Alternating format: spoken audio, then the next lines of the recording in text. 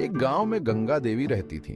वो बहुत स्ट्रिक्ट थीं। गंगा देवी का स्वभाव ऐसा था कि गांव के लोग उनसे डरते थे, लेकिन साथ ही उनका सम्मान भी करते थे। उनका हर बात सब मानते थे। गांव के हर छोटे बड़े फैसले में उनकी राय ली जाती थी। घर में उन्हीं का राज चलता था। परिवार के सभी सदस्य उनकी बातों का पालन करते थे। उनकी बहू का नाम राधा था। राधा गांव की एक साधारण लड़की थी जो शादी के बाद गंगा देवी के घर आई थी। राधा बहुत सीधी सादी और अच्छी बोलने वाली औरत थी। उसकी मुस्कान में एक खास मिठास थी जो सबका दिल जीत लेती थी। वो सबकी इज्जत करती थी। गांव के लोग भी उसे बहुत पसंद करते थे। राधा, ये काम भी ठीक से नहीं हुआ। कब सीखोगी तुम? गंगा देवी अक्सर राधा को डांटती रहती थी। गंगा देवी अपनी बहू से बहुत काम करवाती थी। राधा को दिन भर घर के कामों में व्यस्त रखा जाता था। सुबह से शाम तक राधा घर के कामों में लगी रहती थी। उसे कभी आराम करने का मौका नहीं मिलता था। खाना बनाना, कपड़े धोना, घर साफ करना, ये सब काम राधा ही करती थी। जानवरों को खाना देना, ये सब काम राधा ही करती थी। उसके पास कोई मदद करने वाला नहीं था। राधा, खाना बनाने में इतनी देर क्यों? गंगा देवी की आवाज में हमेशा एक कठोरता होती थी। कपड़े भी अच्छे से नहीं धुले।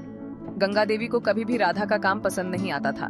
गंगा देवी हमेशा राधा को बुरा भला कहती रहती थी। राधा को कभी भी उनकी तारीफ नहीं मिलती थी। कभी खाना बनाने में देर हो गई तो कभी कपड़े साफ नहीं हुए। हर काम में कोई ना कोई कमी निकाल ही ली जाती थी। राधा चुपचाप सब सुनती रहती। उसके पास कोई और चारा नहीं था। माँ जी, मैं पूरी कोशिश करती हूँ, लेकिन राधा की आवाज में एक दर्द था जो गंगा देवी को समझ नहीं आता था। वो अपनी सास को दुखी नहीं करना चाहती थी। राधा का दिल बहुत बड़ा था, लेकिन उसकी मेहनत को कभी सराहा नहीं गया। उसे उम्मीद थी कि एक दिन सब ठीक हो जाएगा।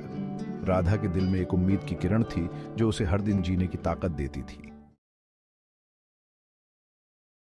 दिन बीतते गए, लेकिन गंगा देवी नहीं बदली। हर दिन वही पुरानी बातें, वही ताने, वही गुस्सा। वो अब भी राधा को ताने मारती रहती थी।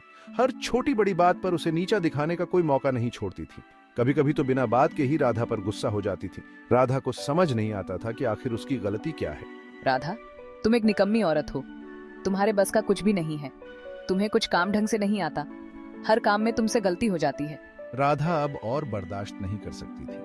उसका धैर्य अब जवाब देने लगा था। वो मन ही मन बहुत दुखी रहने लगी। उसे समझ नहीं आता था कि वो क्या करे। उसकी आंखों में अक्सर आंसू आ जाते थे। वो अकेले में बैठकर रोती रहती थी। माँ जी, मैं निकम्मी नहीं हूँ। मैं अपनी पूरी कोशिश करती हूँ। मैं सारा काम पूरी मेहनत से करती हूँ। आप मुझसे क्यों नाराज रहती हैं? ये देखकर गंगा देवी और भी गुस्सा हो गई। उन्हें राधा की बातें सुनना गवारा नहीं था। घर में बहुत झगड़ा हो गया। हर कोई एक दूसरे पर चिल्ला रहा था। माहौल बहुत तनावपूर्ण हो गया था। राधा बहुत दुखी थी। उसे समझ नहीं आ रहा था कि वो क्या करे। एक तरफ उसकी सास थी जिनकी वो इज्जत करती थी। काश मैं अपने घर होती। दूसरी तरफ उसकी इज्जत थी जिसे वो मिटने नहीं देना चाहती थी।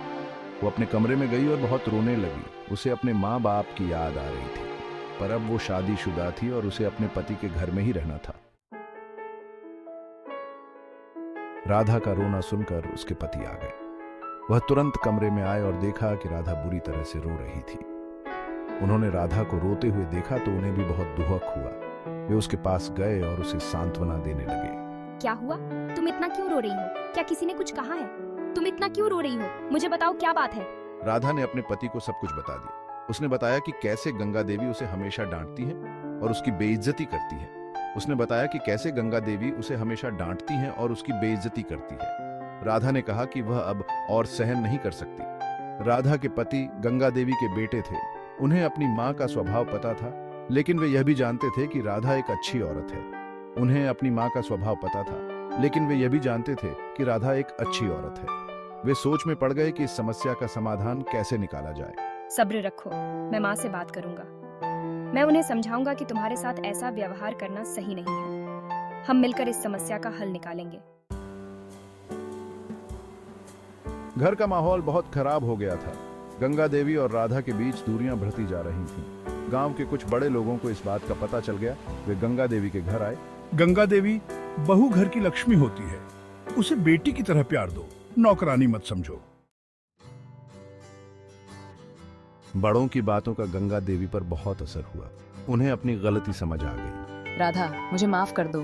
मैं अब से तुम्हें प्यार दूंगी। राधा ने अपनी सास को गले लगा लिया। घर में फिर से खुशी आ गई। गंगा देवी और राधा अब सास बहू नहीं बल्कि माँ बेटी की तरह रहने लगी। यह कहानी हमें बताती है कि प्यार और इज्जत हर रिश्ते की नींव होती है।